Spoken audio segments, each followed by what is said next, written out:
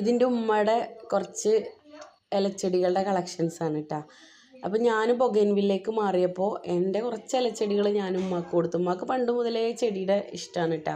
ഉമ്മാക്കും ഉപ്പാക്കൊക്കെ ചെടി ഭയങ്കര ഇഷ്ടമുള്ള ആളുകളാണ്. അപ്പം ഉപ്പ എവിടെ പോയി വരുമ്പോഴും കയ്യിൽ ഒരു പ്ലാന്റ് കയ്യിലുണ്ടാവും. അപ്പോൾ അത് കുഴിച്ച് വെക്കുക. ചെറിയ കുട്ടിയാകുമ്പോൾ അത് 2 ദിവസം കഴിഞ്ഞാൽ ഞാനൊന്ന് പറിച്ച് നോക്കും വേര് വന്നിട്ടുണ്ടോ എന്ന്.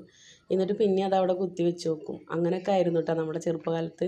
എനിക്ക് ചെറുപ്പത്തിലേ ഇഷ്ടമാണ്, ചെടികളോട് ഒരുപാട് ഇഷ്ടമാണ്. അപ്പോൾ അങ്ങനെ ചെയ്ത് ആരെങ്കിലും ഉണ്ടെങ്കിലും ഒന്ന് കമൻറ്റ് ചെയ്യണം കേട്ടോ.